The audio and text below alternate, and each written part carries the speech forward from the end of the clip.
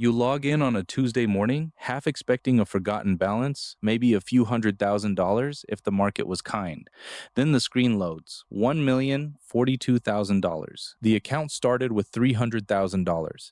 No new deposits, no secret options trade, no perfect stock picked in a garage, no inheritance slipped in halfway through, just 18 years of being left alone. That is the part that feels almost suspicious because most investing stories are built around action. Buying, selling, reacting, adjusting, but the early years would not have looked dramatic. A quiet gain here, a flat year there, a crash that made the whole thing feel foolish. So how did nothing become something this large? The answer is not hidden in a Wall Street trick. It starts with one equation most investors glance at and then underestimate. I am Preston Vance, a wealth strategist in Chicago, and I care about the kind of math that still works after the excitement wears off. By the end of this, you will know exactly how $300,000 can become about $1,014,899 over 18 years, using a 7% annual return assumption, not a prediction, a model. And that distinction matters because most people here turn 300,000 into a million and immediately look for the dramatic part, the brilliant trade, the rare stock, the move nobody else saw coming. But in this case, the dramatic part is missing. The money grows because the balance earns a return, then the return starts earning a return, and that repeats again and again. Same process, same machine, bigger base each year. At first, it barely looks impressive. Later, the same percentage creates much larger dollar amounts because it is working on a swollen account balance. That is the reframe. Wealth here is not built by constant motion. It is built by letting the structure run long enough for quiet math to become visible. Before the $1,000,000 ending makes sense, you have to see the tiny machine that keeps multiplying the money in the background. The machine is one line of math. Future value equals present value multiplied by 1 plus the annual return, raised to the number of years. That sounds sterile, so translate it. Present value is what you start with, in this case, $300,000. Annual return is the growth rate you are assuming, here 7%, written as 0.07. Number of years is how long the money stays invested, here 18. So the calculation becomes future value equals $300,000 multiplied by 1.07 raised to the 18th power, not 300,000 plus 7% one time, not 300,000 plus the same $21,000 every year. That would be simple interest, clean, linear, predictable.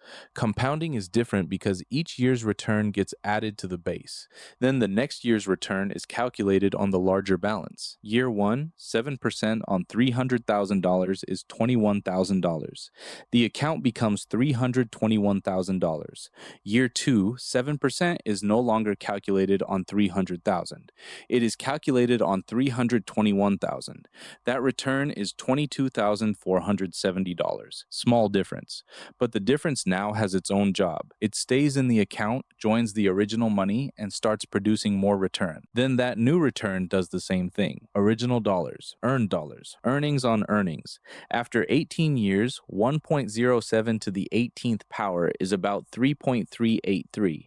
Multiply that by $300,000 and the ending value is approximately $1,014,899. That is the big number, and the cause is not mystery. It is the same 7% being applied to a balance that keeps getting heavier. The formula is small. The weighting is the hard part. But the reason most people miss this is that compounding does not look impressive at the beginning. This is where the story gets uncomfortable, because after the first year, the investor does not feel like they are on the way to $1,000,000. They feel like they made $21,000, and $21,000 next to a $700,000 gap looks almost insulting. The account starts at $300,000. 1 year later, at 7%, it is $321,000. That is progress. But emotionally, it does not feel like progress toward 1 million. It feels like standing at the bottom of a mountain, taking one step and then looking up to see the summit still covered in clouds. This is the psychological trap. People compare the first year's gain to the final destination. They do the mental math and think, at this pace, this will take forever. And if the portfolio were growing in a straight line, they would be right. $21,000 a year would need more than 33 years to add $700,000. That version feels slow because it is slow, but that is not what is happening. The second year is not another $21,000. It is $22,470. The third year is calculated on a balance that is bigger again.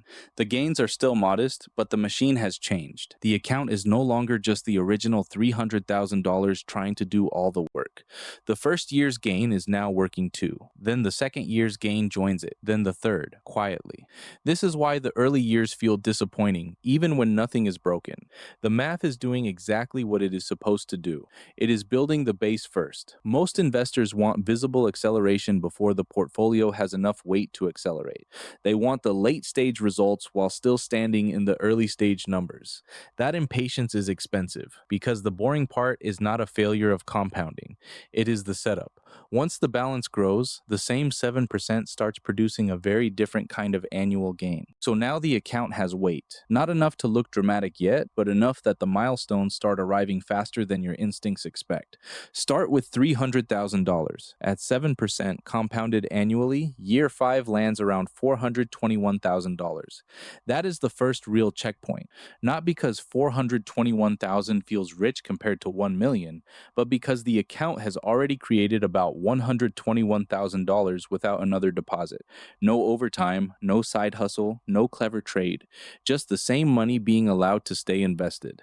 Then the clock keeps moving. By year 10, the balance is around $590,000.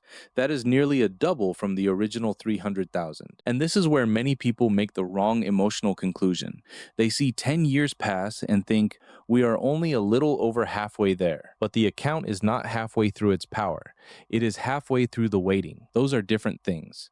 Because after year 10, the base is no longer $300,000. It is almost $600,000. A 7% return on $300,000 is $21,000. A 7% return on $590,000 is more than $41,000. Same return, different engine. By year 14, the balance is around $759,000. Now the curve is easier to see. The account is adding more in a single year than it added across multiple early years combined. That is not luck arriving late, that is scale. The portfolio has become large enough that ordinary percentages produce extraordinary dollar amounts.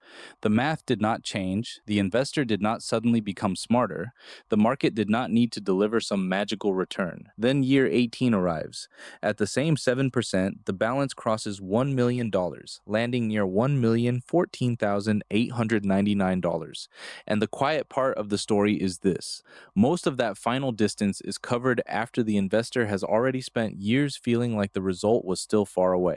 The hardest part is not always finding a miracle. Sometimes it is staying patient long enough for the quiet math to become visible. The strangest part is that the final leap does not require a bigger return. It only requires a bigger base. Here is the key mechanism. The percentage stays the same, but the dollar amount attached to that percentage keeps changing. At the beginning, 7% on $300,000 is $21,000. That is a strong year, but it does not feel life-changing when the target is $1 million. By year 14, the account is around $759,000. Now 7% is not $21,000 anymore. It is more than $53,000. Same 7%, more than twice the dollars. That is the bigger base at work. Nothing new was added. The investor did not switch strategies. The portfolio did not suddenly become aggressive. The only thing that changed was the size of the balance producing the return. This is where compound growth stops being a formula and starts behaving like a machine. The first return gets reinvested. That raises the principal. The next return is calculated on the larger principal. Then that return gets reinvested too. Each cycle hands the next cycle a bigger starting point. Return becomes principal. Principal creates more return. Then more return becomes more principal. That is the loop. A simple way to feel it is the rule of of 72. Divide 72 by the annual return, and you get a rough estimate of how long it takes money to double. At 7%, 72 divided by 7 is about 10.3. So $300,000 does not need a miracle to become $600,000. It needs roughly 10 years at 7%. Then that $600,000 begins working toward 1.2 million on its own doubling path. That is why the last years look bigger on paper. The investor is not pushing harder. The account is carrying more weight. Early on, the portfolio is like a small snowball rolling across a field. Later, it is the same snowball, same hill, same gravity, but now it has mass, and mass changes everything. But there is a dangerous mistake here. The smooth 7% line is a teaching tool, not a promise from the market. That smooth line is useful because it isolates the engine. But if you confuse the illustration with reality, you will misunderstand the entire story. 7% is not a guaranteed annual outcome. It is an assumption, a common long-term planning number, a way to model what could happen if a diversified portfolio earns a reasonable average return over many years. The key word is average. Markets do not hand you 7% every January like a paycheck. One year might be up 23%. Another year might be down 18%. One year goes nowhere. One year scares everyone. Then a recovery comes from a place nobody predicted. The ending number can still look clean. The path will not. Historically, broad diversified stock investments have often produced positive average annual returns across long stretches of time. That is why the assumption is not random. It is anchored in real market history.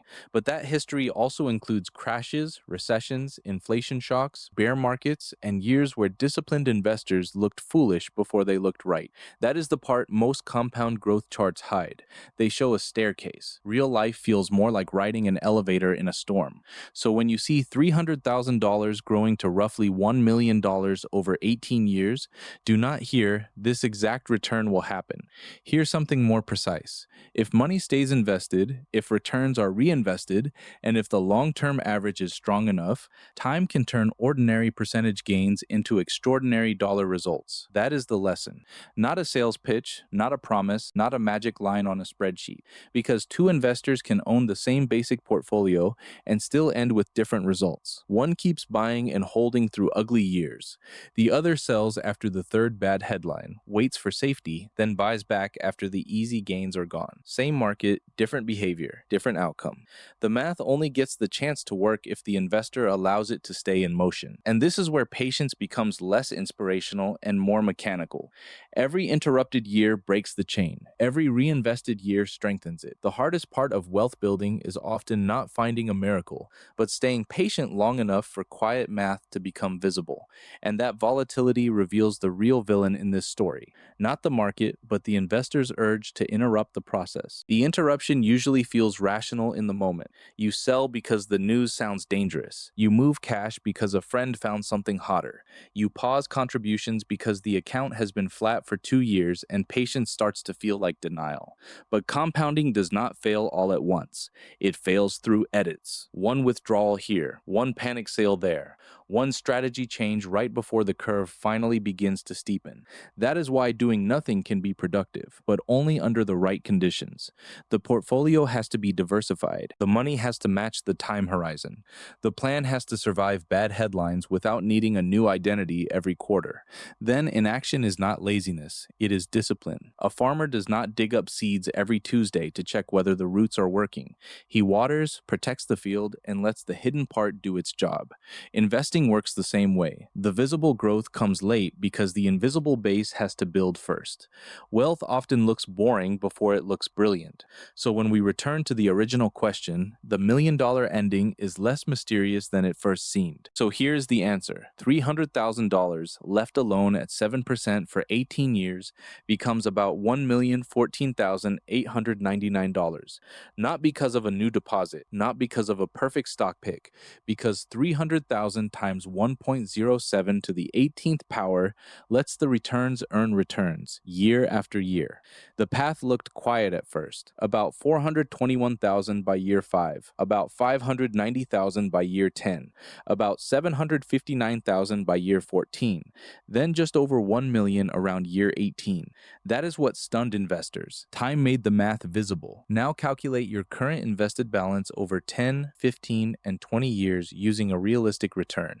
Comment which milestone surprised you most, and thanks for watching.